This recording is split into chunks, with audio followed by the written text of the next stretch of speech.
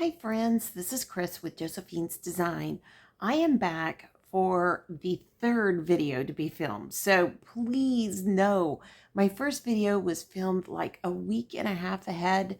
Um, and then I just felt like it was too long. I filmed another video yesterday and ended up being over 2.5 hours. So it has literally been over 4 hours of actual film. And so not counting setup, breakdown, edit, blah, blah, blah, blah, blah. So after about 2 a.m. last night, I realized, you know what? Why am I doing this? I couldn't get editing to work. I couldn't get a lot of things. My daughter and I talked today that she's going to help me set up this new webcam my husband bought me. But then when I got a closer look at what he bought me, we'll just see if it works. Bless his heart. But instead, I wrote notes. So usually I do write notes, but I just didn't for this because I felt like, oh, I'm just going to quickly tell you what's going on. So what's going on? Yesterday was the kickoff day for Healthy Living for him, Saturdays. I've been working with the Instagram, the website. The website is it's getting there. I did do the first post, but I was so tired when I was doing it that I'm sure I'll go back and tweak some things. It's just amazing right now the amount of production that is coming out of my brain and body and everything else. But it's like my whole self is trying to catch up, and it doesn't matter how much I try to slow myself down. I find myself just taking on project after project after project. So I worked till 4 a.m. on the closet project, which I will get those pictures up soon. And then I realized there's a whole section of clothing that still has to go back in there. And that's okay. It's okay. I'm learning as I go through. I've literally filled probably 2 or 3 major storage boxes to sell. I'm putting some things into Goodwill. Not a lot yet because I had been going through and weeding, and now what I'm really thinking I might do is taking part of the clothes out, putting them as winter, putting them downstairs, and then just rotating. We really have small closets. We really have, limited space in this house. And, I can even think of tons more closets where we had tons more space than what I have now. So, it's not, sorry, I don't know what they're doing out there, but it's not that I am complaining. I'm not. I'm just incredibly grateful to have this much opportunity to find something that fits and looks nice. But I have to make it be such that I can get to it. I have to be able to access it. So that's what I'm recognizing. And this closet has a weird, you go in and then it's like way down. So you can't necessarily reach the stuff at the far end. So, but I literally was walking in that little bitty closet last night, getting every last little thing off the floor. Things that had been put in there when we moved into this house were still there. So I let go of my grandmother's stole. I just was letting go of things. And so that's where I'm getting kind of distracted right now. I've got so many irons in the fire, plus trying to help with things within our household and individuals within our household. I've always been the one that's just been the slug in the chair because I felt badly. So people could come in and, talk to me and, all this kind of stuff. And right now I just have a lot of things to do. So I'm trying to find that balance right now, if that makes any sense. Okay, so let's get started. I wanted to kind of talk about quickly my journey. This is what this whole thing is about. So this video day on Josephine's Designs, I had debated whether to open up a separate channel, what I needed to do, and I just decided no, let's just tag it on. Let's just add another day in. If you're not, into this subject, then that's totally understandable. Go do the other days. It's no big deal. It doesn't hurt my feelings. I just want to quit talking about this in the other videos because I don't want to offend anybody. But I can see God doing great things. I was born a chubby baby. I looked chunky chubby. In my siblings and I all had 18-month pictures. I did the same thing for our children. And I'm the little chubby one. Did I stay chubby? No, about 4 years old, I thinned out just like my son did. He was a little chunk when he was little and then he thinned out. And I look a lot like my dad's family, kind of short and round. And not everybody in my dad's family was that way, but definitely my grandmother was. I had an aunt who looked just like her, on and on. So, yeah, genetics plays a part. There's no getting around it. I was, and I've shared many times, I was dropped off at 10 years old to Weight Watchers, and that was not my first dieting experience. I remember in kindergarten being aware of the fact that the other girls were thinner, and I'm sure that came from the reflection in my mother's eyes. She didn't mean it in a bad way. She just grew up where girls looked a certain way. They were thin, they were blonde, they were light eyed. I was a brunette with brown eyes and round. Not super round. I look back at those pictures and think, oh, I was so little.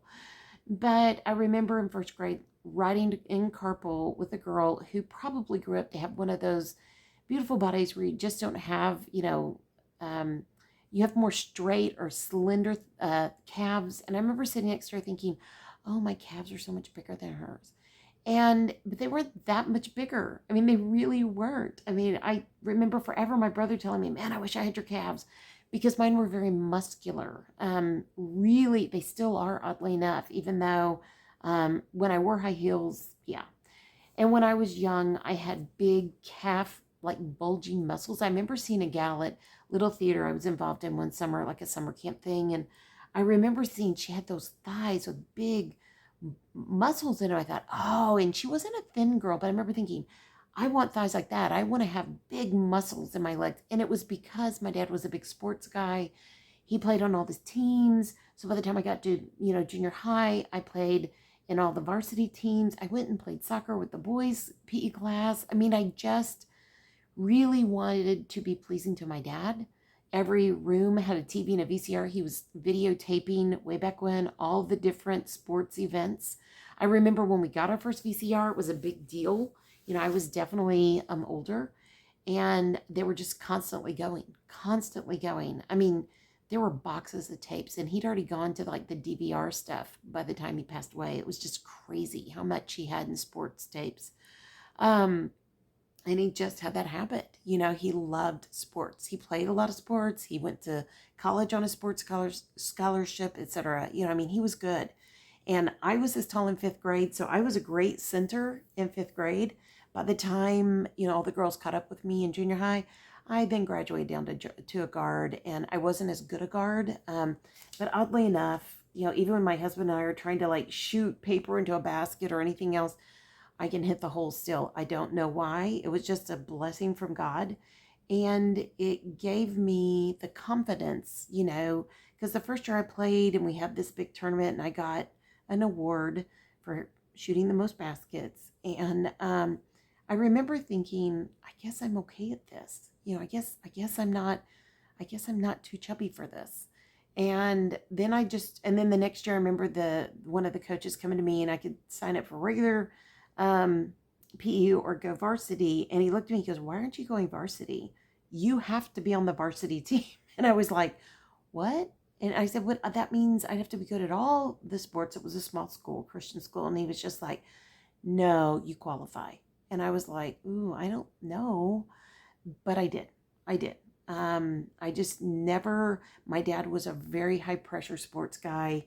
I was very glad I got out of it by high school. By high school, I was also a musician since I was in kindergarten, taking piano and then later flute. And I did handbells and I sang in choir. And so I knew I had to make a choice when I got to high school. I did, because I had to be an FFA. To be at that high school, I had to have a transfer, which I got heavily involved with FFA. I was heavily involved with church. I was heavily involved in all these different things. And so I had to let sports go because I already got a PE credit when I was in band. So there was just a lot of things like that. I grew up also believing I was fat, dumb, and ugly. God bless my mom, but she definitely set the tone for that. She said things like, if you did this, you'd get that. Or if you did that, this would happen. If you lost weight, then so-and-so would ask you to the military ball and all, and I was just like, what?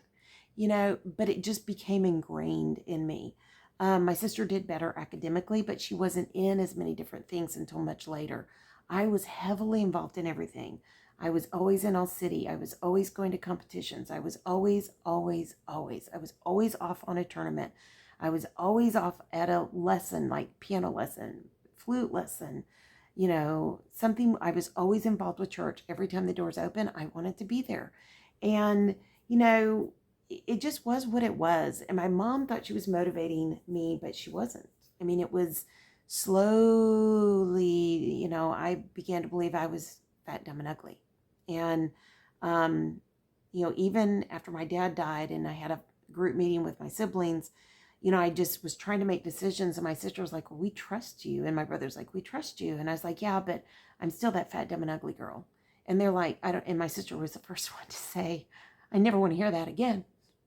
And I'm sorry you felt that way, but you are never going to say that again. And I remember thinking, how could I have been left with all this responsibility if I'm the fat, dumb, and ugly girl, right? Okay. Yeah, that was just something so steeped in my memory and in my just every cell in my body. It just had been taught to me. Um, you know, and I wasn't the pretty blonde. Growing up on the coast, I wasn't the pretty blonde. I wasn't the skinny girl. I wasn't I didn't make all straight A's. I mean, I could have, but I didn't because I was so heavily involved in everything else. And I had I didn't have like huge amounts of friends. I wasn't a person who needed 100 friends. I was a person who needed like one or two or three really good friends. But friends with everyone. You know what I'm saying. Um, but anyways, it just was I was very shy. So being in, having a long list of friends was really hard for me. But that's what my parents valued. They didn't value the quality of the friendship. It was how many friends you had. And that was another part of who I was. So I had failed at that as well. So, so some of the early illnesses that I had, one of the things that we found out early on, it was always questioned if I had thyroid. My mother had thyroid. She had hypothyroid.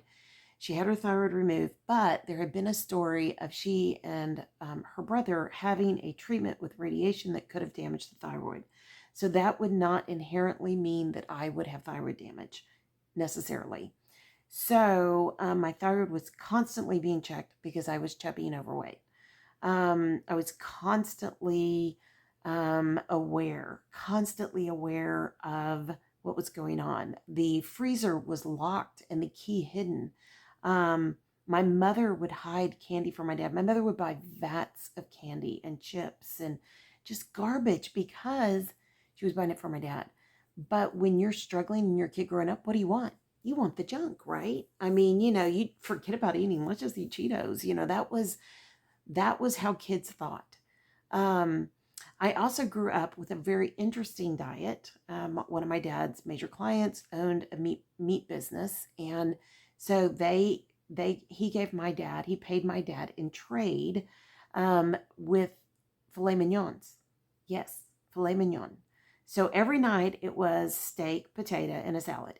Every single night. Usually some kind of bread, but my dad thought bread made you fat.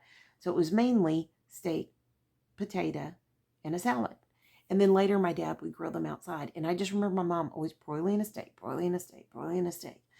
And my sister and I, when my mom would say, well, what do y'all want for your birthday dinner? We would say like spaghetti or stew, or can we go to that, really cheap burger spot in town? Can we go get burgers? Take my friends and go get burgers.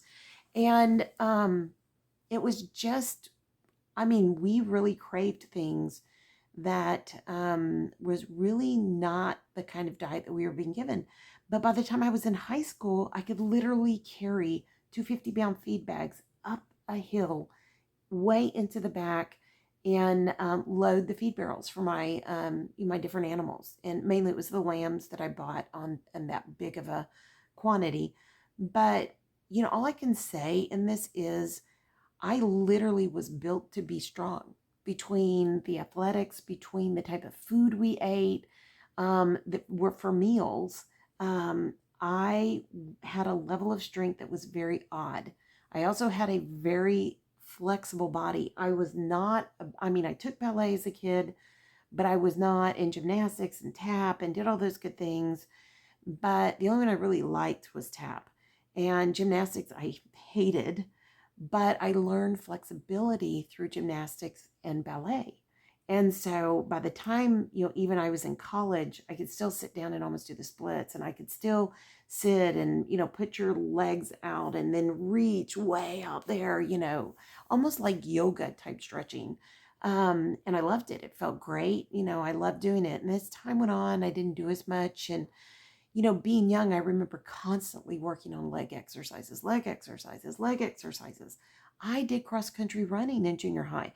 I still ran, it was just, high school hit. I got an early license because I had to drive across town to a different high school because the music program was thought to be better at that time.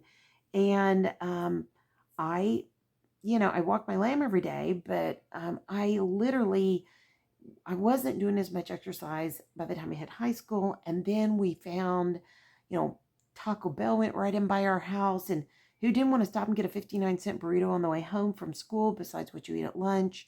I didn't have much money for lunch. My dad would give me $1, and that could basically buy a bag of pretzels and a grape soda. Yes, that, to me and my brain, those still go hand in hand. It's terrible. It's terrible what I ate. I ate out once a week with a girlfriend, and we ate the Wendy's salad bar, and it was not the super healthy kind of lunch you would think we would be eating because there was so much junk on that salad bar. And then I would get a Biggie iced tea and have fresh lemon and saccharin in it, the sweet and low. Yes, and I loved it. It was like my big treat. And but by the end of high school, I had gotten really heavy, and I just kept getting heavier and heavier and heavier during high school. And my mother would say things to me that she didn't get, they were just soul crushing. They were just eating away at my self-esteem. I was already shy, and just, it was just a terrible time. It was terrible. And finally, my mother kept taking me to doctors, to endocrinologists, and finally she got me to an infertility specialist who said, and ran a bunch of labs and came back and said, okay, you have to run this extra lab. This is really early on in the late 70s, early 80s. And she was just like, Chris has PCOS. And I was like, what is PCOS? And then when she described it to me, I just remember being mortified. Like, I'm not going to be able to have children easily. I'm not going to be able to, have all these huge side effects if I could ever get pregnant, and on and on and on and on. And I don't think she could have gone about it a little bit differently, but she was a doctor. I mean, she was a specialist, and she was very matter of fact, and she was a super nice gal. But I remember just crying, thinking, okay, now what? Okay, so I won't get married because I'm not going to put somebody through that. And if I can't have children, I had seen the DuBose family documentary by Henry Winkler, and I thought, I'll just have a house full of children nobody wanted. Um, you know, Children from abroad, special needs children, etc. I just thought that I'll be a teacher and I'll do that, and that'll be great. I will, thank you. That'll be a wonderful, wonderful thing to do. And I was super excited about that. And then I looked into deaf ed, and I really loved the deaf ed aspect. And so we had grown up with a neighbor who's the young girl was extremely hard of hearing. And her mom ended up running the whole Corpus Christi Deaf Ed Association. And she later allowed me to go in and made it so that I could go in and observe classes that nobody got to go into. It was just crazy how blessed I was by her. And her daughter was best friends with my sister. And so we all just grew up together, and it heavily influenced me. I had worked at a special needs hospital school starting at 10 in the summers. I would spend my whole summer volunteering, and I loved it. I did a lot of PT and pools. I was in the classroom with early childhood classes, and I just really, really enjoyed it. I worked in the hospital. I worked in the school. I just wherever they needed me. And there was another aspect to that as well. My mom needed me out of the house for the summer, and that was a very big part of our relationship. And that's where I'm just going to leave it there. God healed that later. We became very best friends. She apologized to me at, I think I was 30. Yeah, 30. And it was, Christmas Eve. And it was such that it was life changing. And it was truly a repentant apology, because people can say they're sorry all day long, but if they aren't truly repenting from where they've been, and she had been slowly getting better as we had children, because she knew I would be very protective and I would never let the children have happened to them what had happened to me. I was protective of my brother. There were times I even protected my sister.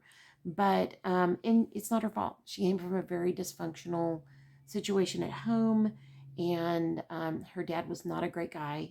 He was not a great guy, and she did the best she knew how.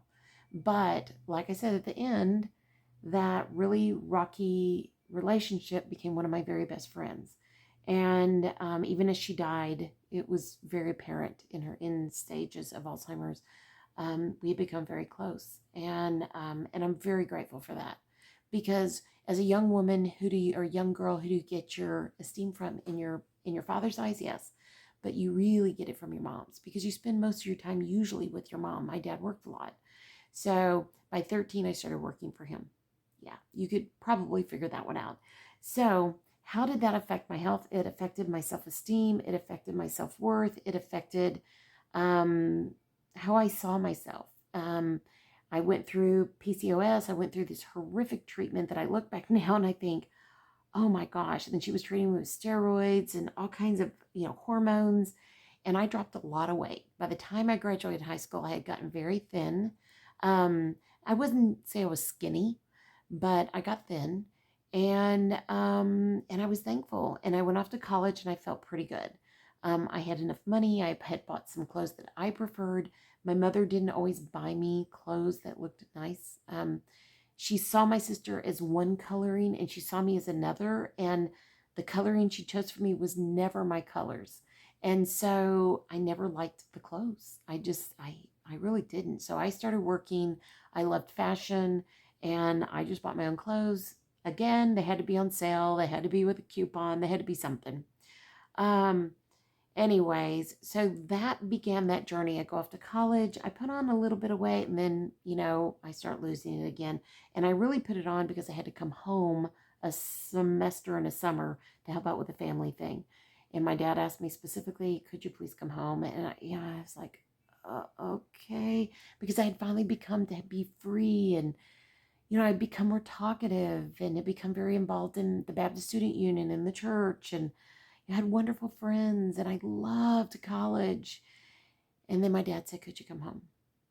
And young men were starting to notice me, the president of the university, people, and I mean, don't get me wrong, there were young men earlier, but I just didn't have any self-worth. I didn't feel, and so I felt uncomfortable. So I came home and I put on some weight. And then I went back and I lived in the dorm for a semester with, I knew these guys from BSU, and one of them had a girlfriend moving and, changing colleges and coming in. And he said, hey, would you be her roommate? And I said, sure, yeah, no problem. And I mean, I was really easygoing, and ended up, I just adored her. She was a great roommate, but I was always gone and leaving a messy room. And she was a very fastidious, I mean, she was so sweet, but it was a 50-50 room. So she was just like, Aunt, that's your mess. This is mine, and I'm sure it bugged her to no end. If I think about it now, I just think, oh, I would hate to have had me for a roommate, but she was so good. But she was always concerned about my health. She was always like, you gotta eat right. You gotta slow down. I didn't like dorm food. I got really sick on dorm food. I didn't have a lot of money, so I'd buy like a gallon of milk and I just eat off the gallon of milk. That's what I learned to do in college. And I could make pudding. I could have, carnation instant mix milk thing. And, I was just, I really didn't care. I would go out once a week with a friend out to a pizza parlor close by and get a small thin crust personal pizza and a salad. That was it. That was my lunch. And that was like heaven. That was my favorite because it was my one meal out a week. Let's see. In college, I was working for a church, and I had been seeing my husband. I had been offered a mission trip in another state, or the church came to me and said, how about we hire you? We help start a mission program. And I, prayed about it, and, people had influence, there's no doubt. And I said, okay, yeah, I'll stay. It was very stressful. The gentleman who ran the program for the association, I'm afraid he may have gotten fired. He never paid me. I mean, like long periods of time, I would go without money, and I lived in an apartment. I didn't have money to pay the bills. It was so difficult that even the church finally started stepping in and paying me when they found out I wasn't getting paid. And, and I just, and there was a lot going on within our college and career group too. There was, filled with a lot of new Christians who were doing things that were probably their worst decisions that they could do. And one of the gals decided to throw me under the bus, throw my husband under the bus. She was jealous. We ended up being roommates. It was just a really bad situation. And come to find out, she just really had some mental illness issues. And I was just totally unaware of it. She was friends with my husband before, my boyfriend at the time, my husband now. So I thought, oh, okay, yeah, they're friends. Yeah, well, this will work out fine. We know each other from church and Bible study. Yeah. Well, it wasn't fine. And a lot of her mental illness showed. She began to making up terrible lies. And you can imagine working for a church, how difficult that was. So somewhere in the midst of all this, my husband was still in the military. He had like a cast iron health, like I used to say, cast iron stomach. He had the cast iron health. And either he got exposed to mono and didn't have symptoms and he gave it to me, or I got it from the church drinking fountain, or I got it in the field when I was visiting families in their homes. And, if somebody has mono, they wash a glass and they don't wash it well, you can get it. And same thing with a water fountain, etc. I still to this day don't drink out of water fountains. I walked around with that for 3 weeks. Yeah. I mean, I was in the hot South Texas, very dry summer in the hundreds, canvassing. I thought I had strep. It was back in the days where family doctor would just call you an antibiotic. And after 3 weeks, I wasn't any better. And I finally just called the church and said, I got to drive in. I feel terrible. I'm going to go see a family doctor. So I called our family ENT and made an appointment. And I walked in, and and halfway there, I remember just praying. I was so physically exhausted. I couldn't swallow. I felt horrific. And he walked into the room, in the, the patient room. And he walked in and he said, I can smell it. And I said, what do you mean you can smell it? And he goes, you have mono. And I said, no, how could I have mono? Like, I'm like this goody girl. What are you talking about? And yes, my husband and I did kiss. I mean, we were still boyfriend, girlfriend, but we did kiss, but that was it. And anyways, he just said, I guarantee you when I run this blood test, you're going to have mono. So he ran whatever swab test, blood test. I can't remember what he did, but he ran the test and he came back in and goes, yep, you have mono. And I looked at him and I said, he said, there's nothing you can do but go to bed. And I looked at him and I said, no, I've got like X amount more weeks that I have to fill my commitment to the church. I have, I can't do this. I'm getting ready to start the new semester, I have to do this. And he was like, okay, number one, there's nothing you can take. I'm going to give you something because your throat is the worst I've ever seen. And I am sure. And I said, yeah, it's really painful to swallow. And he's like, yeah, I'm going to give you something for that. But that's it. And I don't know what it was. It was in a really weird, container. It was a prescription. But it did lessen the severity of how sore my throat was. And he was like, you have to go to bed and you cannot get back up.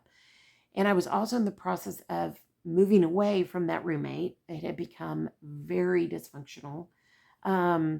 And so my then boyfriend, now husband, had to find me an apartment. So I kept like going through the paper and looking for things, and he would go and look at them.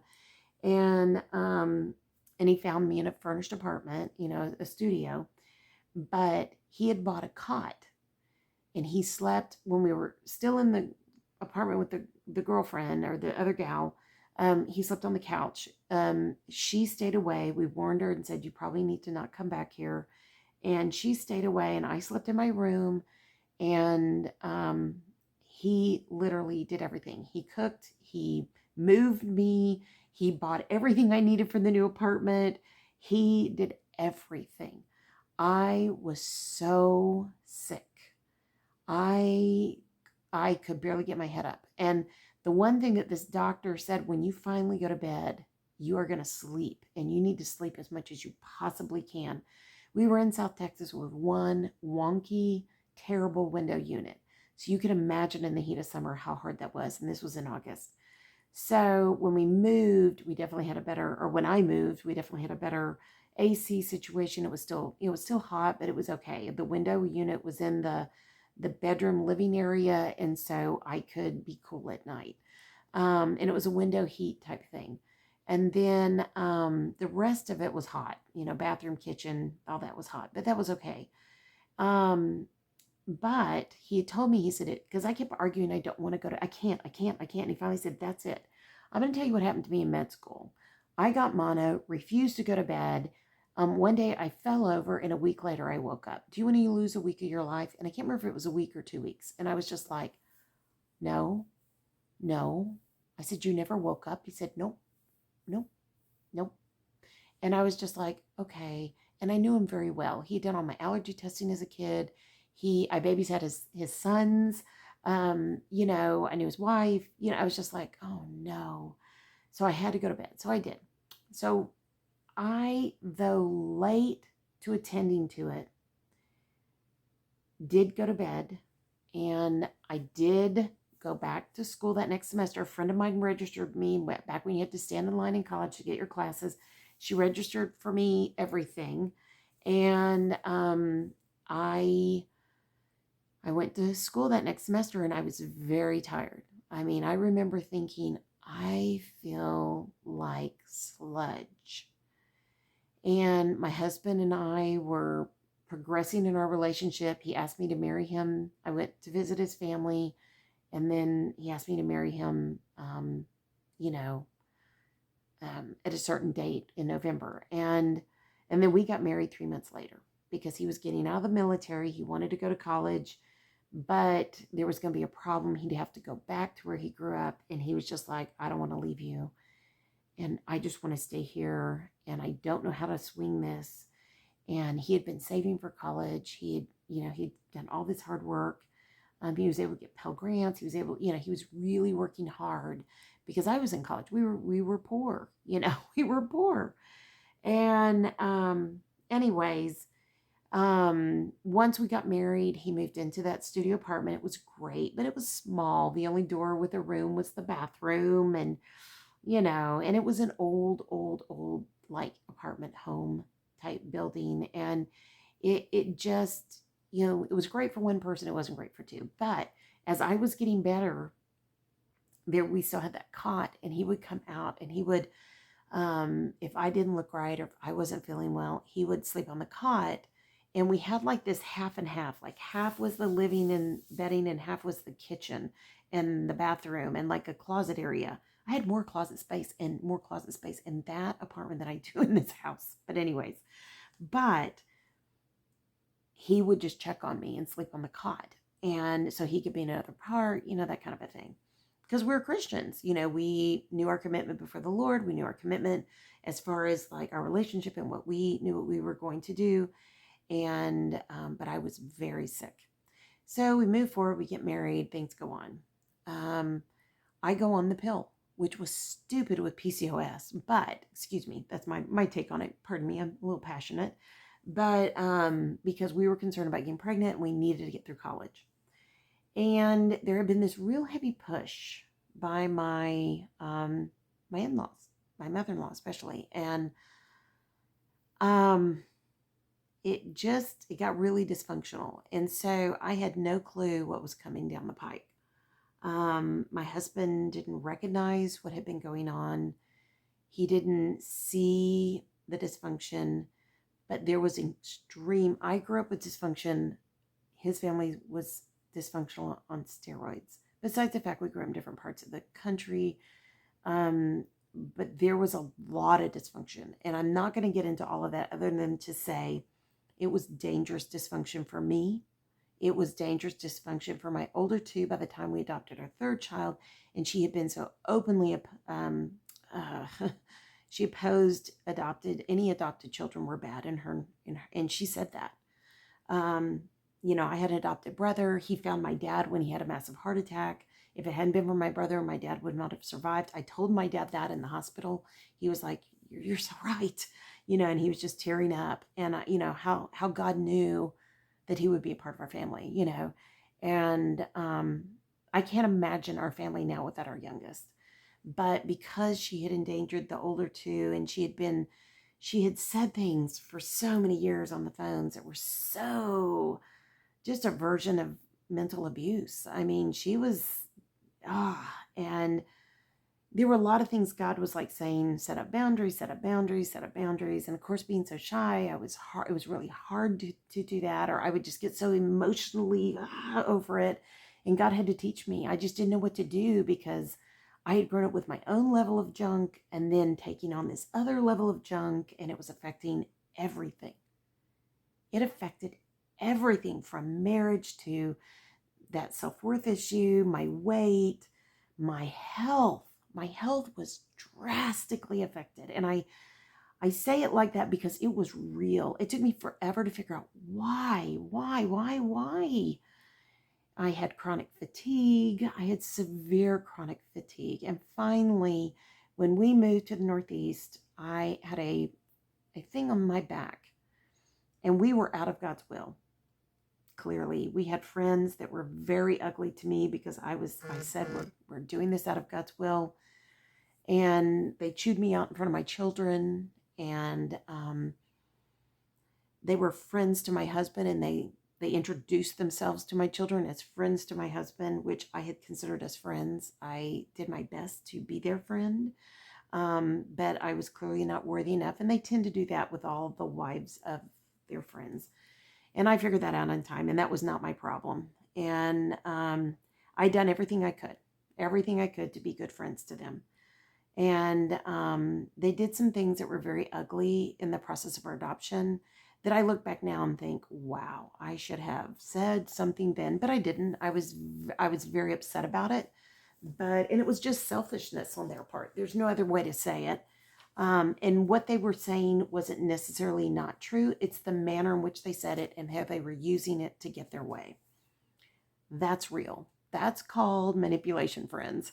That's called mental abuse. That's called emotional abuse. And you have to learn to set boundaries. And because of how I grew up, because of the continued and amplified abuse within, that happened as a result of our marriage and in-laws and these friends, there was just a point where it was going, gird your loins, kids, because it's going to be tough. And I began a very reactionary, trying to protect, trying to get ahead of it always, trying to, block out, which I just should have just set boundaries. And I tried. There was a time I sat with my mother-in-law one-on-one, and for I don't know how long, God helped me with a pocket Bible, and I would go Old Testament, New Testament, and I have no memory, guys, back then especially, and nothing was underlined, and God would just take me through scripture to, because she had claimed to be a Christian. I pray she was, and that was my greatest prayer for her. But there's just a lot of abuse, and I recognized that I had not learned to set boundaries. So many years later, a friend said, hey, there's this book. I don't have it in here. I should have had it out for you guys. I'm looking. I don't have it in here. It's called Creative Counterparts by Linda Dillow. And it has to do between a husband and a wife. But she said, there's this one chapter that you need to read because your mother-in-law is that. Because friends would watch this and they'd be like, Chris, you are just, she's wrong in what she's doing, and even in high school, a friend told me, your mom is wrong in what she's doing. Do you get that? And this isn't normal. And, all those kinds of things. And I already felt abnormal. So that didn't help, what did I do wrong? But anyways, so she gave me that reference to a book. I read it from cover to cover and cover to cover and cover to cover again. I eventually ended up teaching part of it, have shared it endlessly. It's an excellent book for especially young Christian wives. It is applicable throughout your marriage. I try to go back and read it. I need to reread it. I've been saying this now for probably over a year. I just think right now, it's on my book list for this year. I just think that God used that to take me to the place where I can begin to understand what his plan was in my life and in my marriage and how much it was affecting my health. Okay, that being said, I then saw a pastor who had a book out. I don't even know who the pastor was, but I saw it like on, I don't know, one of the Christian channels, and it just happened to come across the screen, and it was Loving Your Marriage Enough to Protect It. And I remember thinking, okay, Mama Bear's got to protect everything. So I became Mama Bear, not only to my children, but for my marriage. And it was a role that can be easily stepped into because of the dynamics within my own husband's having been an abused child, which he just recently admitted in the last many years how abused he was. I pointed out several times, and then I just quit pointing it out, and I just prayed he'd have to come to his own understanding of it. It was his to see. It was his to see, not mine to tell. Does that make sense? Yeah. So that had to be the prayer, because even though people were telling me I was going through levels of abuse, I had to say, no, no, no, no. And things got really difficult. It was not, happily ever after.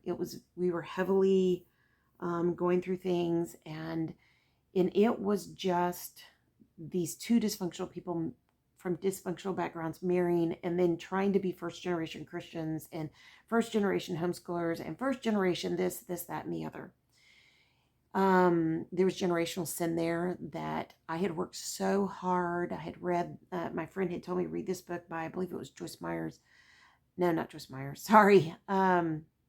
Concentric Circles of Concern.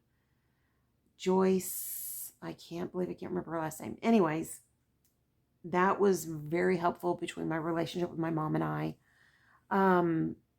It had affected sibling relationships. It had just kind of gone, and it just went through the cycle. And now we're all good, but it was just a difficult journey. And, we get to that point in life where we have to make decisions. Am I going to continue in that generational sin? And there was so much I chose no to. I chose no. I mean, I went to 5th grade with, my arms covered with, remember those old plastic combs, that you put in your back pocket, and they were big, but they had wide teeth. And I went, and they still sell them. I went to school where my mother had gotten angry at me and just hit me. And I had red welts going to 5th grade. And I came home my first day of 5th grade, and they were still there. And she just had a struggle with her temper.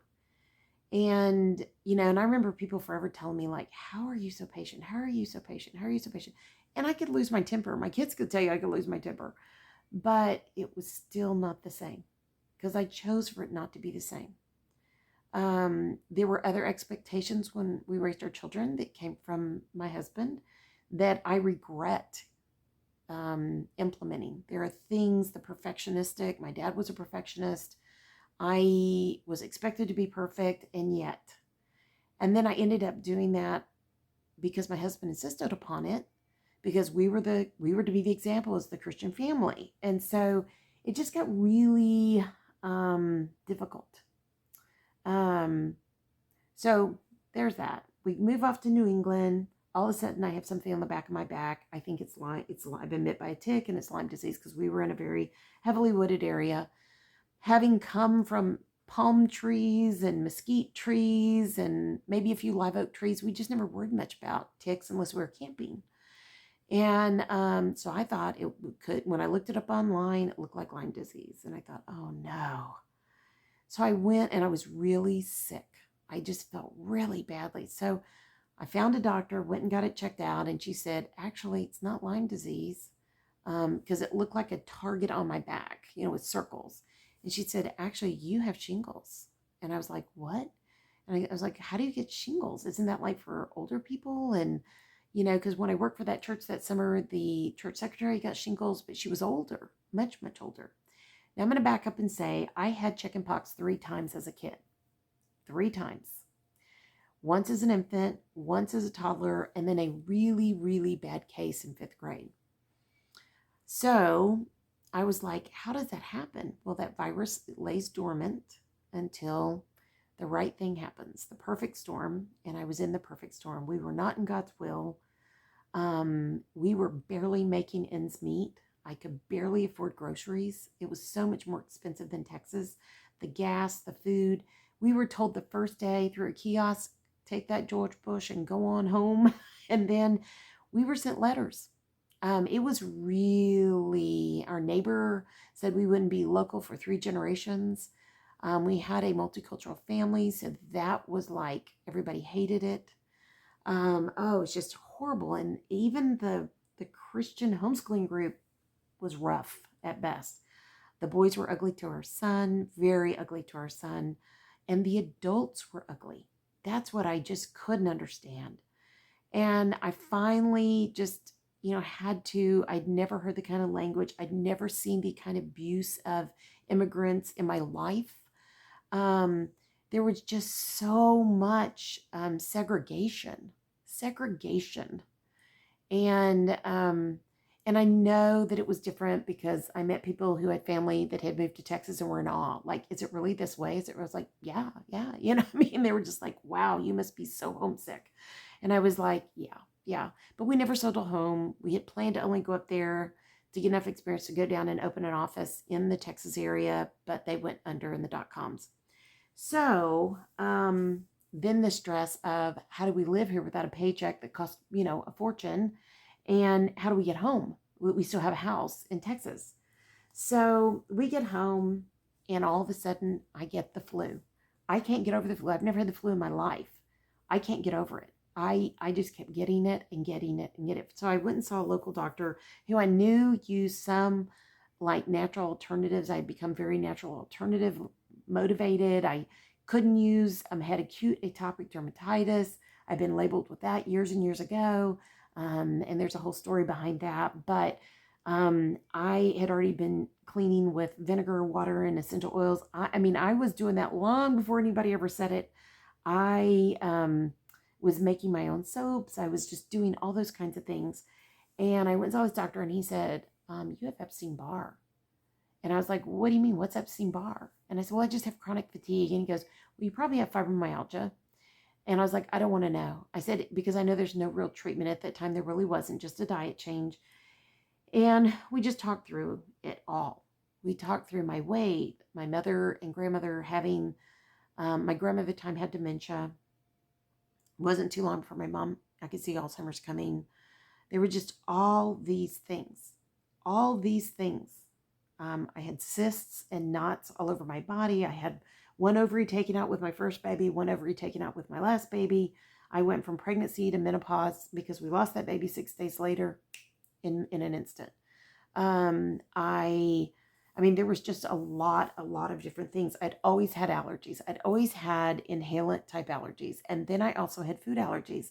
And that doctor who diagnosed me with mono, who I took care of his kids, also did all of the under the skin injection type allergy testing. And my list was pretty long. But, I took the drops and we were good to go. Right. But it didn't seem to work.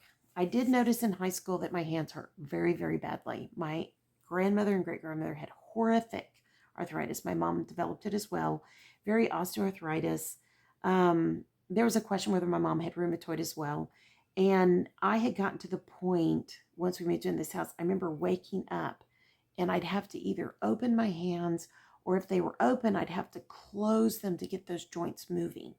And I knew I'd injured my knee so much as a kid. I knew there were things like that. I had had many broken bones, but I just became more and more heavy.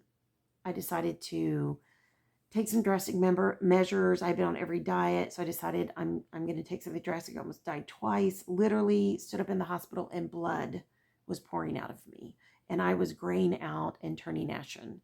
And it was, nurses would not leave me. They were freaking out, calling doctors, pulling an internist, looking for the surgeon. He finally showed back up. And they were just sitting there holding my hand the whole time.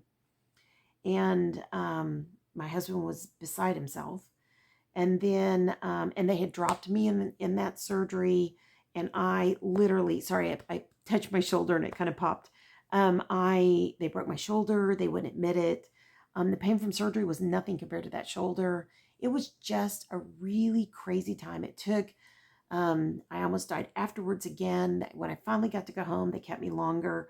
I began to have severe problems, and the staff would not get a message to the doctor. Well, that became dangerous.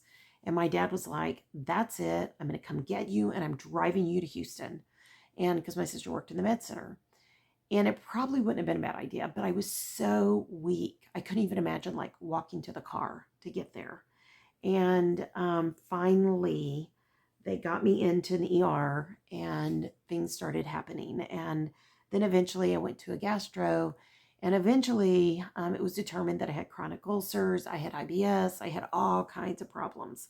Major GI tract, upper GI tract, lower GI tract. My dad had spastic esophagus. I don't have that, I don't think, but we don't know yet. I've just had this long history of IBS. And we knew it because when we were young, but this just kind of brought that to the deal. So I then last year, well, COVID hit. I got COVID in 2020, and I was wretchedly ill in March. When people came home, I came home sick. And my sister was just like, "Please, whatever you do, don't go in a hospital. Unless you can't breathe, don't go in a hospital." And so I was very close. I probably should have been on oxygen, and I probably should have been in the hospital, but I just kept staying awake and practicing all those breathing exercises, all those that I had in surgeries. And I even got that little thing that you blow and you make the little ball go up.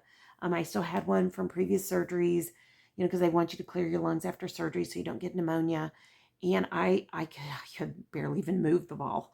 But I would just keep working on deep breathing, keep working on it. When I couldn't sleep or because I felt so badly, or I would just pray, "God, please don't let me die in the middle of the night. Please don't let me die and they find me. Please, please, please, please, please." I mean, that, you're sick when. And then we were vegetarian. We couldn't get food. And so within like mid to late April, I was building gardens because I was going to feed my family. And had a partner call me, a retired pathologist, say, "You are not well. You are still acutely ill.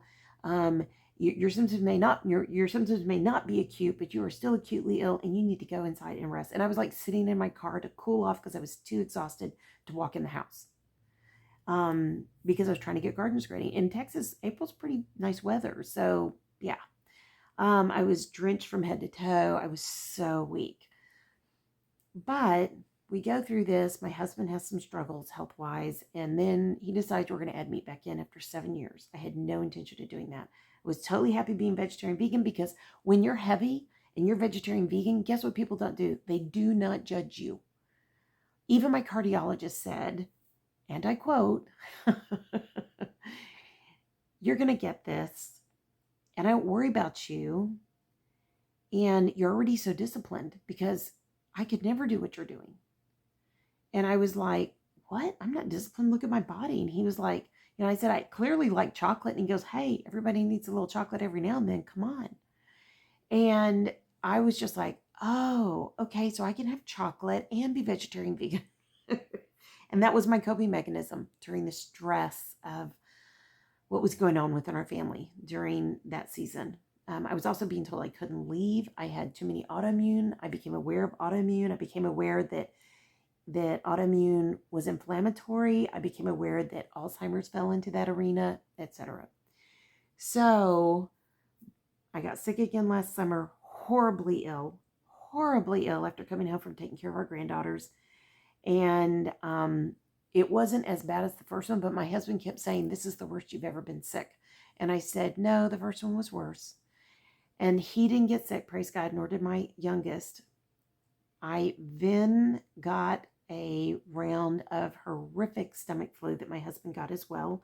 We did a getaway weekend for the first time ever by ourselves in a VRBO. And then we did a getaway with all of our kids. And we all came home sick. So, with different things, but we came home sick. And we all stayed in one house. Okay, you do the math. Then I got COVID again, and my husband got it. And we had to go exchange our car. We had to do an upgrade, and we got sick from the guy who did our financing. It was horrific. I knew he was sick. We were sitting there, and we were wearing our masks. My husband kept taking us off.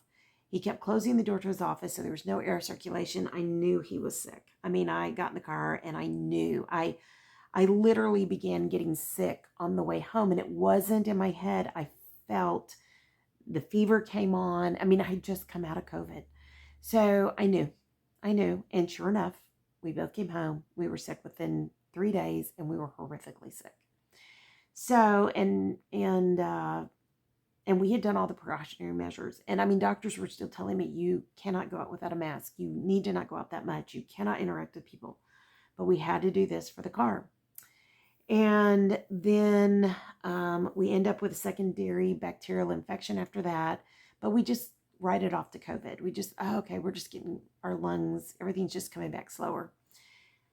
Then we get food poisoning. Yes, we finally go out for our first meal out. And my son, daughter-in-law, and youngest daughter, we all go out to this place here in town that closed very quickly after. And my husband and I are the only one who got the egg drop soup at the table. Had my daughter been sitting next to me, my youngest, I would have said, oh, here, you want part of this? Oh, here, you should try it. It tastes so good. Praise God, she wasn't sitting next to me. Praise God, she didn't drink it, because within, I don't know, middle of the night, my husband ran to the bathroom. I woke up, ran to the bathroom. We were meeting each other in the hallway, and he was like, do you feel okay? And I was like, I feel horrible. And he was like, and I was like, bye. And he goes, I do too, as I'm running. And I realized, within a very short time, we were wretchedly ill for over a week with food poisoning. And we were taking charcoal. We were doing all the things you should do. So then at the end of all that, voila, COVID. So we go see our doctor. He prescribes, my husband had a checkup. He prescribes something for the breathing. We still couldn't breathe well. We still had fluid, something in our lungs. I don't know exactly. He puts us on an antibiotic, and we get better.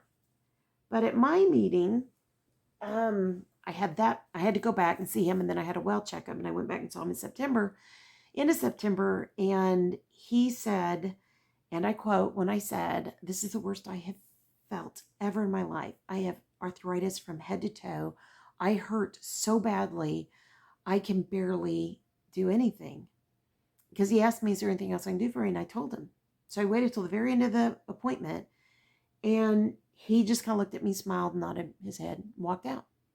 Now, when we added the meat back in, all of a sudden my cholesterol went down. All of a sudden my blood pressure went down. I've never had normal cholesterol as an adult. It's always been borderline high. And I was like, what in the world? And I was heavily, could quote chapter and verse, everything about vegetarianism, everything about vegan, everything. I had a friend who went keto, and she did fantastic. She then also began to heavily work out. She just looked fantastic. And I remember running into her at one point during COVID, and we were like in the parking lot somewhere, and I think it was Walmart. And I remember it being kind of awkward, but I was super happy for her. I was like, oh, you look great. I'm so happy for you. But because we were friends and we had a really long history of homeschooling together, she had a store, she sublet to me. I'd worked for her in her store, and vice versa kind of thing. So we'd have days off having a store. I signed up under her when I pulled my store out of the brick and mortar and brought it back home. I did much better online than in a brick and mortar. And I signed up under her for Mary Kay, on and on and on. And when I had lost that 142 pounds through nearly dying, I knew that bothered her, because she had gained weight, And there were just things that had been said. And I thought, wow, this is, I don't know, but she had come across keto. So here we were, vegetarian vegan history, and my husband and I were just like, oh, keto. Oh, that's crazy. She's going to have heart disease. She's going to die of a heart attack. Blah. I mean, everything you can think of. And it wasn't her, it was people who did it, because I had done Atkins, but felt not good. And I know why now. So I had gone back in the spring, in the fall, in that September, I had gone to my dentist, and I had lost a tooth the year previous, and I was having terrible, like had to have a root canal and, dental work done, and taking out an old crown, putting in a new crown, thinking, oh my goodness, what if the post rots out again? And so I finally asked my dentist, what is going on? What is happening with my teeth? And he began that discussion of some people carry a certain type of chemistry that that carbs react, and it can cause dental decay quicker. And I said, well, I've been praying through, because of my health. His wife had juvenile arthritis, and I just figured, well, it's all arthritis. I should go anti-inflammatory, give up gluten, give up processed sugar. So, and he confirmed it. Literally, his comment confirmed it. And I said, well, I've been considering this. So, within a short time, I go back. I'm feeling better. I'm dropping weight left and right. I dropped about 25 pounds. Very easily had to go back and have all the dental work done. And I felt better, but I was still not feeling great. And I just had come to a point where I could barely stand up. I could barely walk. If we traveled, if my husband or daughter went into the city to go into the office for the day, or if they just went in somewhere else, I was nervous about just walking in the house. I had canes in every room, literally in every car. I have a ramp going in and out of the house. It now has a rail, which, I needed it forever. And just lots of things, lots of different things going on. I mean, to walk from my house front door, which my front door is right here, to the car and back in, if we drove somewhere, I would be exhausted the next day, sometimes 2 days. If we went somewhere, I very rarely would get out of the car. I was just too tired. I felt like I had the flu from head to toe. I just felt wretched. I had come to a point where I had prayed about it and asked God, either heal me, God, after all these years of praying this, please heal me, please heal me. Show me, what am I supposed to do? Nothing's working. What do I do? Or take me home. Heal me or take me home, God. I want to go somewhere where there's no more pain and no more sorrow, because it was breaking my heart thinking that my granddaughters would see me like this. And I wanted to be strong for them, and I wanted to be, joyful and you can fake it till you make it to a point in front of your grandchildren. But the worst thing was, right after I went on this, my son-in-law and 2 granddaughters came over to pick up a trailer they had left in our pasture. They had bought some stuff at an auction, and they had to pick up their trailer. And I was holding hands with the youngest grandbaby while they were picking wildflowers. And I had set the cane down for something for the grandbaby. And my oldest one ran over and she goes, "Here, Mimi Chris, here's your stick." And I remember thinking, oh, she thinks that this is normal. And I had to do that because I couldn't walk out to the pasture and trust myself to get back in. So, and I was getting better, but I had just started this journey. I remember thinking, my dad wants to hear their granddaughter say, "Here's your stick." So I had to rely on this stick, this stupid stick, and being fearful that if I went down, I could never get up. And could I do that? Could my knee go? My knee could go out at any time. That had been happening.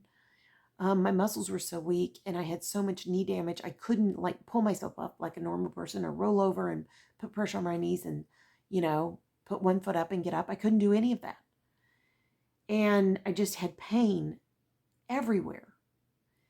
And so I called my friend and said, "Hey, can you tell me about this keto thing?" And I first off, you look fantastic. I'm super happy for you. I think I texted her. I couldn't find her. I had to find her.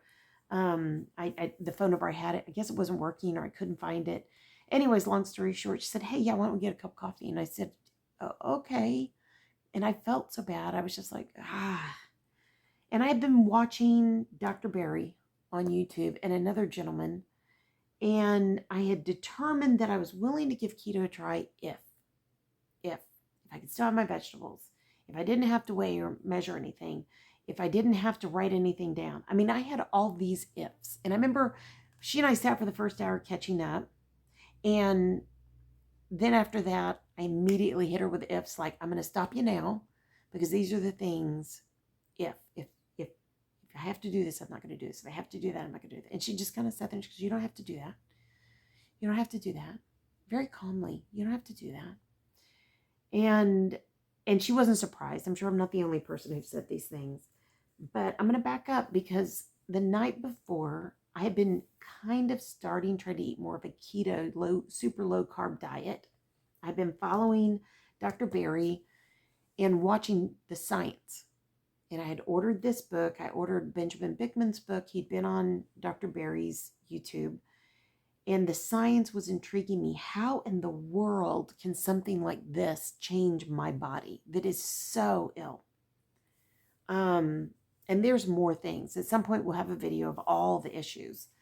But long story short, I recognized something had to change and change drastically. So I sat with her and she said, hey, why don't you consider more of a carnivore diet? And I was like, meat only? I already told you I want my vegetables. And she goes, okay, that's fine. She said, but if I had to tell you to do anything, I'd tell you to do a 30, 60, 90-day carnivore diet and see what flushes out. And I was like, yeah. And all the while she's telling me of this great bakery here in town. It's called Keto Delight. I've shared it with you guys. And they do almond flour based. Okay. If you're carnivore, you don't do almond flour. If you have any oxalate issues or food allergies, you don't eat almonds. I mean, there's a lot of stuff, but it was a great bridge and their food is fantastic. And if you're keto, hands down, go get that. And I have it in my freezer. I bought the cookies, like the bagels, and then some flat bagels. And they were so good. I went back for a second order. That's when I ordered the flat bagels. When my son and daughter-in-law are around, of course, I've given some to my son. He loves them. My husband, my youngest. I really don't do a lot of gluten stuff much anymore. And I really don't want to use grains at all. And I recognized instantly that night before, I'd eaten pretty keto-ish. And then my husband said, hey, are we going to have dinner or are we just going to eat these almonds? Almonds. Yes. So I said, I'm good with almonds. You good with almonds? But I didn't see any difference because I've been eating almonds all this time because of vegetarian, vegan, all of that. And he said, well, how about I pop us some popcorn because we were going to watch a movie. I said, okay, yeah, sure. I love popcorn. What homeschooling mom doesn't love popcorn? I mean, in homeschooling, you talk about having a popcorn night for dinner. I could eat vats of popcorn. I loved popcorn. Interestingly enough, when you go back to that allergy testing as a kid, that was something that I was highly allergic to. Within a couple of hours, I felt horrible. I mean, horrible.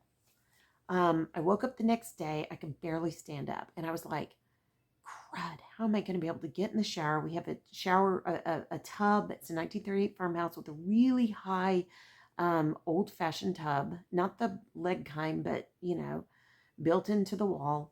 And I thought, how in the world? And of course, I do not have shower handles like a dummy. I don't have the bars or anything. I do have the raised toilet. Yes, I do. But there are things like that I just didn't put in because I could grab this one bar, or I could grab this or grab that. It was really dangerous and really dumb.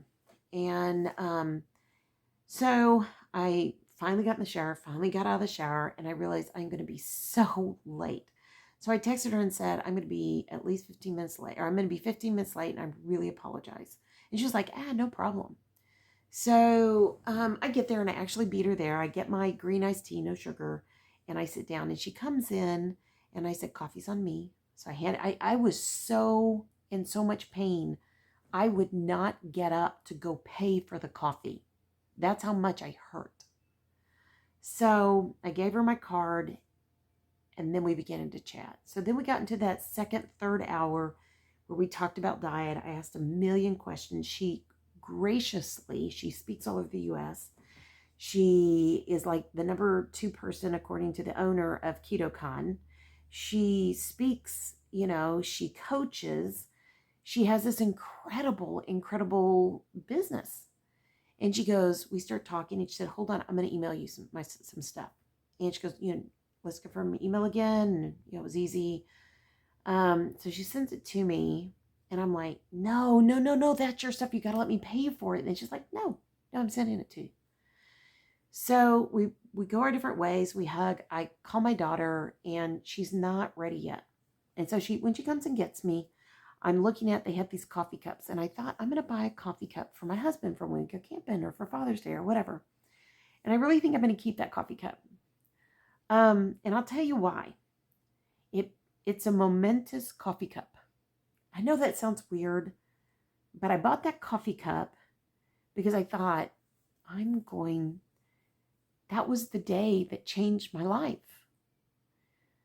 September changed, and it got me to where I could hear this. So I come home, I basically am going keto, but I'm not counting anything. I'm just staying mostly all animal with a little bit. Then I found out later, like the bagels, the stuff from the place that has pretty high carbs. On Resurrection Sunday, I make a ham. I'm not a huge ham fan, but I made a ham. It came in my no sugar meat order from a rancher here in Texas. Peterson's Farms is fantastic. Love them.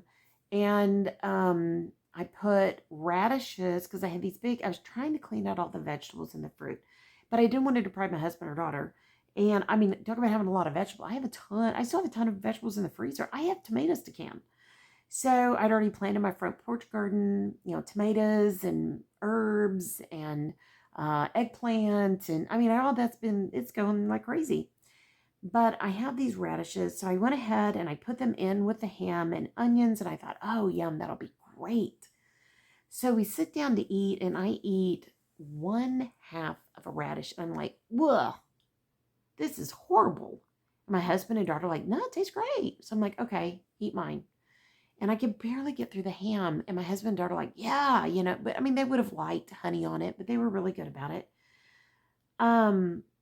I start noticing, like, I sat down to have this cabbage salad that I only put strawberry vinegar on it. No vinaigrette, just a vinegar, so I could control no sugar. And then I had some meat, and of course I loved the cabbage, but then I couldn't eat the meat like I normally was doing, and I didn't feel as good. I started feeling bad again, and I thought, within a week and a half, I could stand up without any pain. I literally had noticed I could walk. I didn't wobble. I didn't need a cane. I wasn't afraid of falling. And I started talking to my husband, and I said, do you remember, and you guys have heard this, but do you remember, for anybody new, remember how I used to get up like this? And he was like, yeah, you've been doing that forever. And I said, I feel a lot better now. And he said, well, show me. So he came and stood in front of me while I was in my chair. I stood up, I jumped, and then I danced across the room. Literally danced, like boogied on down. And he looked at me, he goes, oh my gosh. Oh my gosh. And I was like, when's the last time you saw me do this? And he pointed back to a house that we lived in 1998, 1999. That's over 25 years ago. And he was just like, wow. And I began to exercise, and I didn't hurt because I knew I needed to build muscle for my knees. So I, in case I had to have surgery, and because we had planned to have surgery. But I was really bothered by that double stem prosthetic. It was just so huge to me. I couldn't imagine putting that in my bones. I was just like, oh my gosh. Somehow my brain, it was just they replaced the joint. I didn't get the rest. But, so I dropped weight very quickly. Not a lot, but some. I'm going to make a part 2 to this on another weekend. So I just thought my friend says, "Hey, I'm going to be speaking." I was asking her some questions. I texted her and I had sent her a Amazon gift card to say thank you. And then she had said, "Hey, I'm getting ready for this conference." And I said, "Oh, what conference? Are you going to be traveling, going somewhere fun, I hope?" And she's like, "Well, Austin." And I was like, "Oh, Austin. Well, that's not bad. At least you don't have to pay for a hotel and airplane." And she said, "Well, actually, I'm going to be speaking at it and I work it. You should come." And I was like, "Oh, I can't come. Like I couldn't come to that and I couldn't get around. I mean, there's no way I would consider it." And anyways, I began praying about it because I noticed like I could walk to the car and be okay and I wouldn't feel bad the next day. I mean, I could be a little tired, but it wasn't bad. And I wasn't in this like head to toe pain. We were going through tax season. I was feeling like sharper each day. Matter of fact, by the end, I was like, wow, I wish I would have done all this number crunching early on, and felt like I do now, early on. And so I began to pray about it. And so I finally clicked the link she sent me and I was like, oh, wow, I can't afford that. And because I was used to homeschooling church conferences, pretty cheap. And, I'm already cheap. So I was watching Dr. Barry on YouTube and I saw he had a coupon and I texted her and I said, "Hey, your friend, he has a coupon." And she said, "I think that's expired." And I said, "Oh, okay. Well, that's okay. You know what? I'm going to try it, but if it doesn't work, no big deal." And I was just like, God, that's okay. I'm good with that. Either way, I know that it's probably not realistic for me to even go. And I had looked at like a 1-day pass and all of that. And then I saw the head online. I thought, well, maybe I'll just get the online. I can afford that. And anyways, so I tried the coupon. It didn't work. And then I texted her back and I said, "It's no big deal. Coupon doesn't work. I'll just do the online and that's okay. Thank you. I'm excited to hear you online." And I was super excited to hear her speak. And so I'm working on YouTube, doing something with you guys, and my husband and daughter are working somewhere else. Oh, they're out in the office working on tax returns. And anyways, I get this text and she says, "Hey, Chris, I reached out to my boss. Here's a coupon for you." And because I had really said, "God, if it's your will, work it out. If it's not, I'm totally content. It's probably not meant for me to be, and it's probably dangerous for me to go." So hold on, guys. I'm going to sit up here a little bit. And so I'm like, "What? Oh my gosh." I said, "Do you know that I just prayed if I was supposed to go? And you send me this?" And she's like, "Good, good." And I was like, "Thank you, thank you, thank you, thank you, thank you, thank you, thank you." Because I knew he was going to be there and a slew of other people. So in the meantime, I'm beginning to study more, read more, watch more, and oxalates comes to my mind. And God just keeps bringing it up over and over and over again. She's going to be there, Sally Norton. She has this wonderful book out about oxalates. I began hearing her. I then found her speaking to Dr. Berry. I'd been asking my oldest daughter, who's a scientist, what is it about oxalates? Teach me, because science was not my thing. Hated science, hated it. Have a kid who was a biophysics grad student, just crazy into science. Taught labs by high school. I mean, she was just totally into science. She goes, "Well, oxalates turn into oxalic acid." I was like, "Uh-huh." And then I decided, let me start going down this rabbit trail. My husband had a kidney stone last summer that was very bad. And no wonder. I started finding out that you lose your teeth. You can lose your teeth as a vegetarian vegan. You're just not getting enough nourishment. And, because I was like, wow, I can jump. I have the energy to jump. I don't feel bad. I don't hurt. I could stand on my bad leg and do the ballet thing where I don't want my pants on the floor because we live on a farm. Come on. So I do my leg, and I always was doing that thinking that'll work on my core. And it's just a habit. It would start, my knee grinds, it hurts this way, but it also grinds side to side. So when I would stand on that leg, it would hurt really badly. So it had stopped doing that. It stopped hurting. And so I thought, well, okay, I asked my husband, do you want to go? And he was like, no.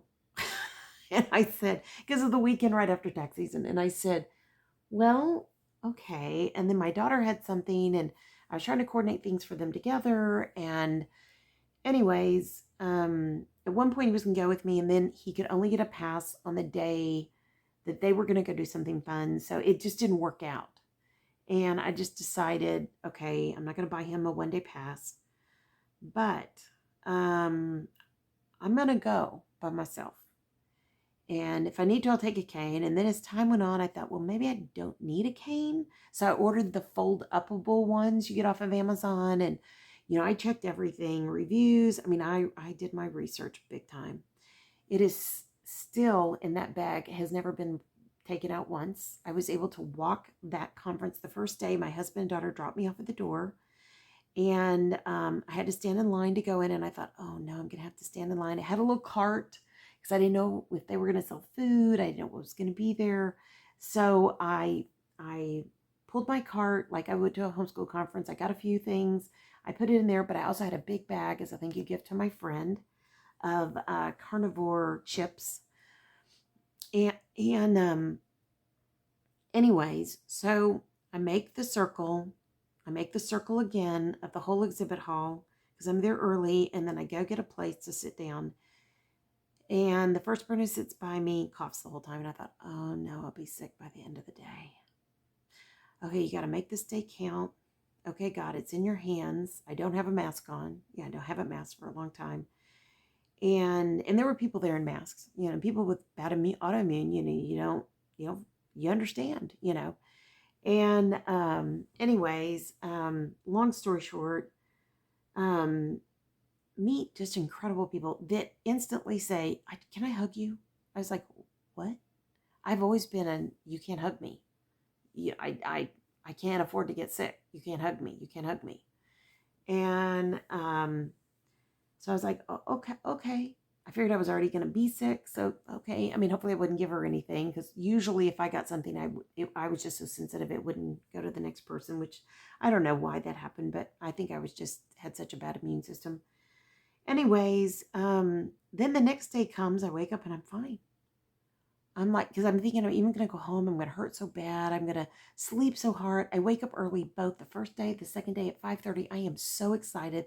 The first day I'm excited, but I'm like concerned. I have a little anxiety, like, oh my gosh, how can I do this by myself? What if my knee goes out? Oh my goodness, oh my goodness. And I even asked my friend, I can't go to this because I'll be one of the chubby girls.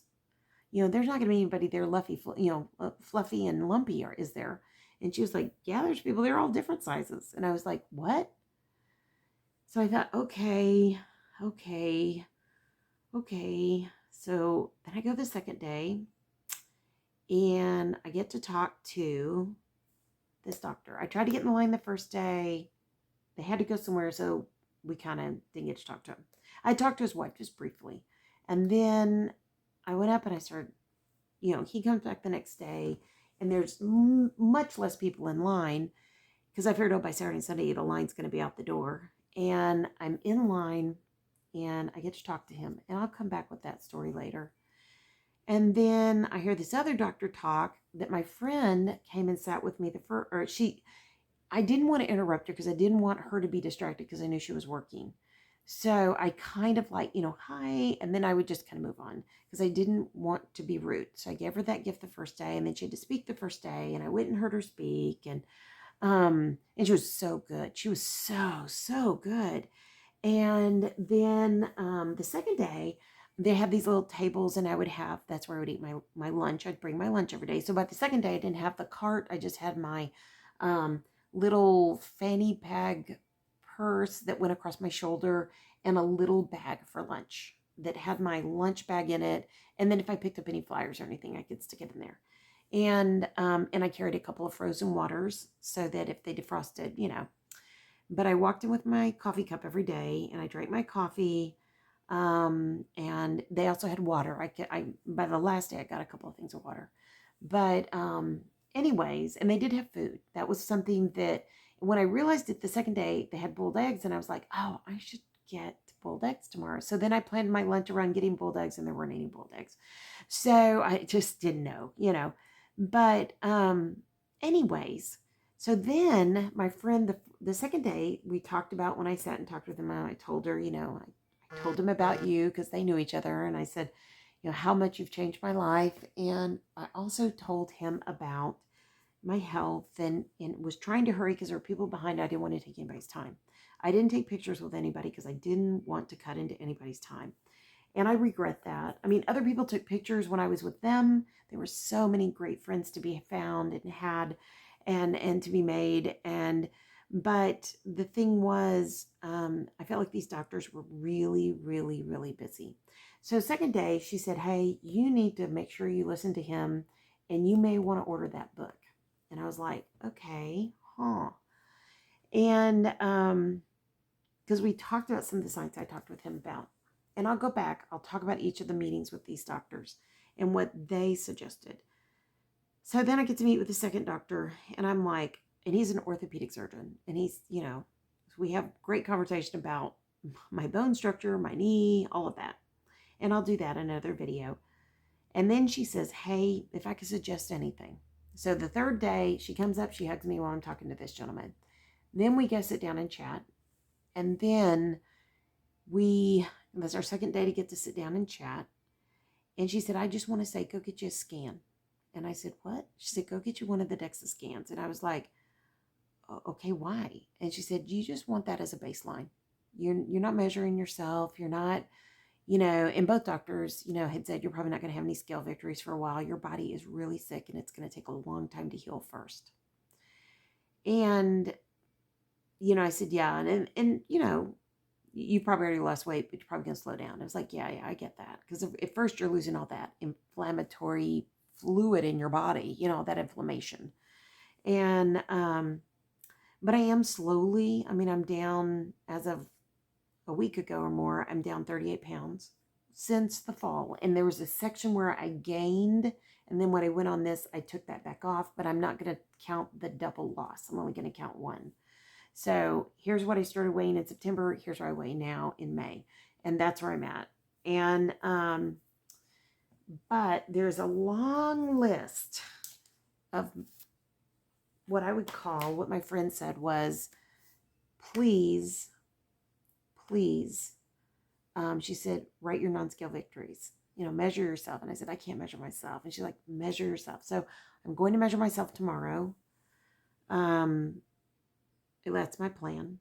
And I don't keep a log. The only log I keep is whether I got in how much intermittent fasting each day, because I want to know what works best for my body.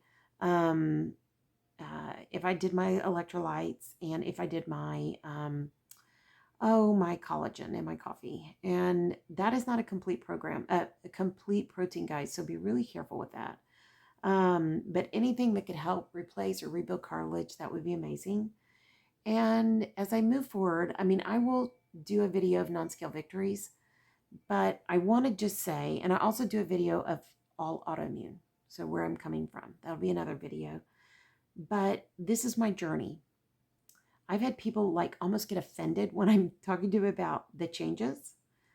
We have a family friend who's been very, very ill, who's interestingly coming to a very similar journey on her own. She's young, and I couldn't be any more thrilled for her. She's been horribly ill for over 2 years, 104, 105 every day. That's horrible. Every night, 104, 105 temp.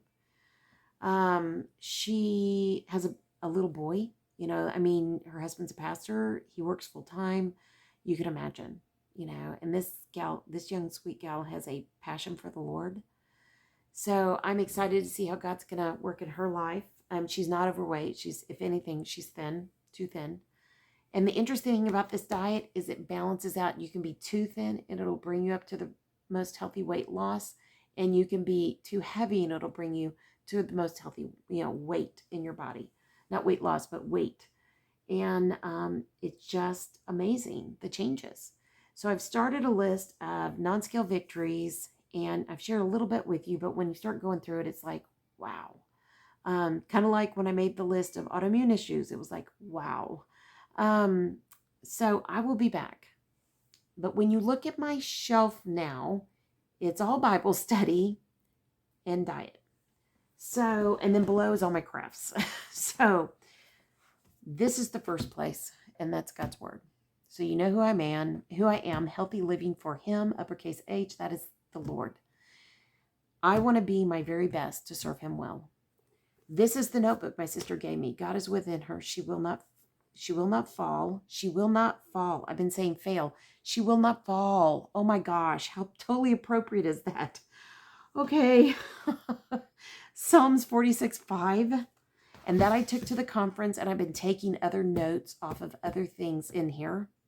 My weekly group that I meet with online on Zoom.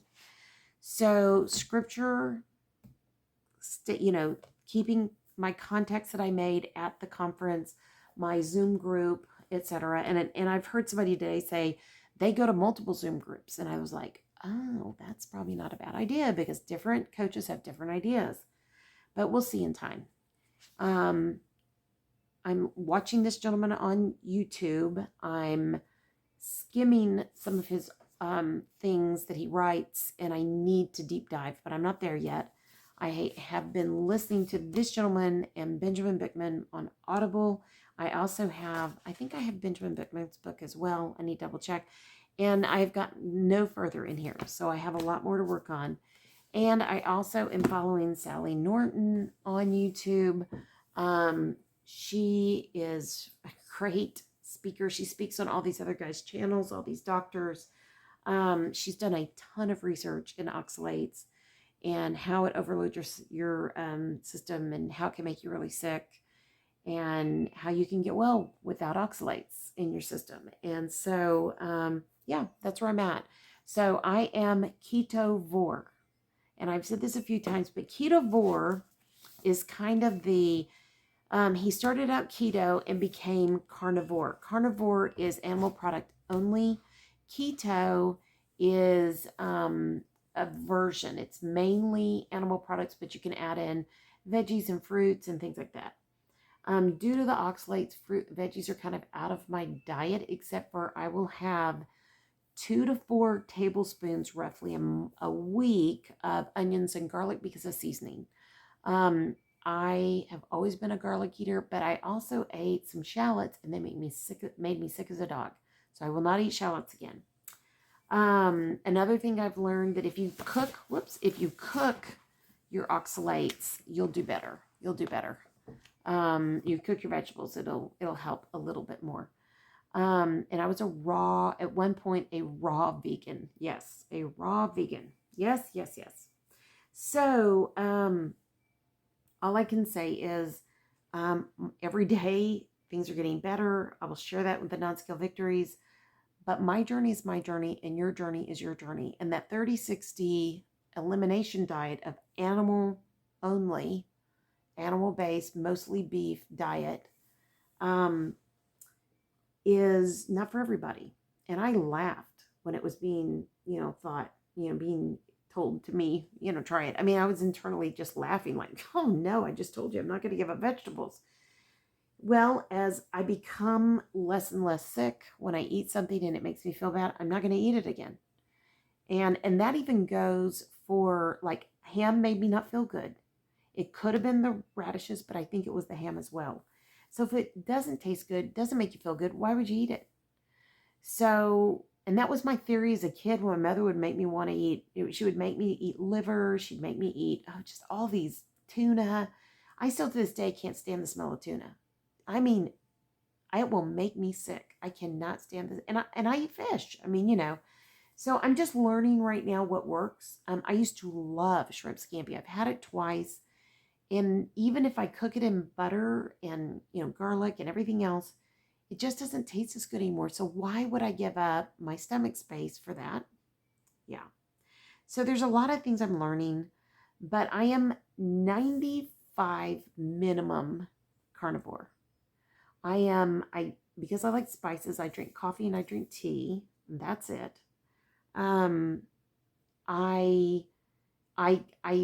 don't want to say I'm pure carnivore, because I do those things. I do like the primal ketchup that is sugar-free, but I'm learning I can't eat as much because I just can't.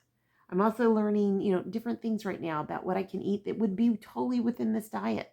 So I think, and it's not a diet, it's a lifestyle, guys. So let me just say this. When my friend called and she was like, "Oh, you've gone vegetarian," I was like, "No, I already did that for about 7 years or for over 7 years." And she was like, "What?"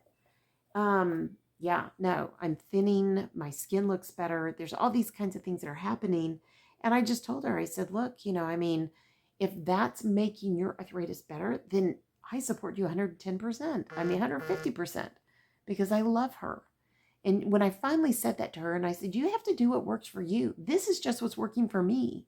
I'm just learning a whole different side of the coin that I was so heavily entrenched and educated in vegetarian veganism, which has become a multi-million-dollar industry.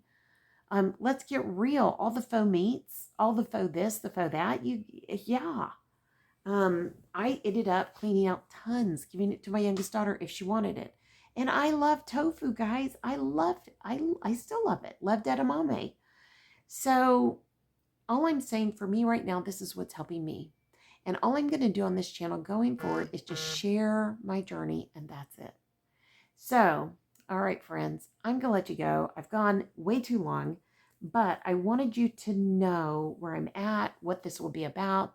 I will be sharing recipes, celebrating victories, non-scale victories, scale victories at some point, I'm sure. Clothes are already fitting me completely different. Completely different. And that's just weird to me. It's so weird. I'm clearly gaining muscle as I'm losing fat. I'm clearly having changes within my chemistry, within my body, that is affecting multiple things in my day to day in a very positive way. So I'm excited. Um, I'm excited to see God work. I'm excited because I was being told there was nothing else. That's what that doctor told me last September. Essentially, when I mean, I've been to rheumatologists, I've been to endocrinologists, I've been to, you name the ist, I've been there. I've been there. And so at this point, what did I have to lose? Well, pain.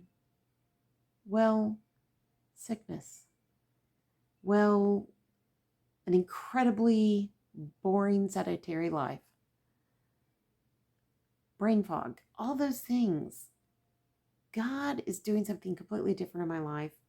And to him be all the glory and to him be all the praise. And I praise God for my friend Mary. She's a coach. If you guys want any of her information, I'll be glad to share it with you. She coaches via Zoom. She is fantastic. Sorry. We have air pollution today. It's really weird. Very, very weird.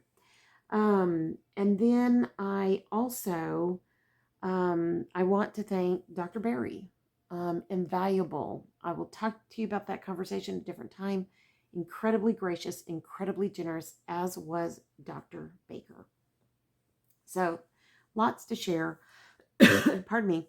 I grew up with doctors. I had partners that are doctors, etc. So I know what these guys are up against. My dad ran a path lab for 38 years.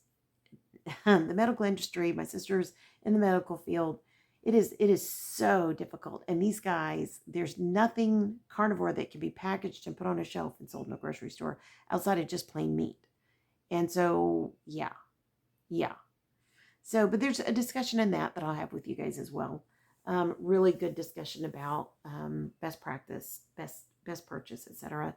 I definitely have a background in agriculture, and so I do have I already had these opinions, and now other people are having them. It's kind of nice. So it's an interesting journey. So, all right, my friends, if you have any questions, leave them below. I hope I didn't bore you terribly. This channel will be about, again, recipes, hoping to have people I can interview for you guys, hoping to have more of the how-tos type things that I'm learning in my journey, the victories, the difficulties, the whole thing here, guys. There's a lot to this that I have been on like the mega fast trying to learn curve as possible. And yeah, I mean, I feel like I'm totally getting re-educated in a way that I feel really good about. I'm not taking things at face value. I want everything in the form of a study or documentation, scientific study. I want it all that way. So it's really changing how I even think and how I read, which is not how I read with vegetarian veganism because, oh, it's just common sense, right? Okay, I'll let you go. I pray your day is blessed, creative, and lovely. If you want to follow this series and you like this, please give it a thumbs up. Subscribe to the channel if you're not subscribed. Turn on that notification bell so it'll tell you every time a video comes up. And more importantly, just know this. I love you guys. Thanks for still being here. Thanks for supporting me in this channel. Please pray for me as I pray for you. I want everybody to have good health, no matter how that journey looks for you and how that journey looks for me. Health is the focus. It is the focus, period, so that we can be our very best as if unto the Lord. And so as much as I love you, God loves you so, so, so, so much more. Okay? Trust him, keep serving him well, and I will be talking to you soon. Love y'all. Bye-bye.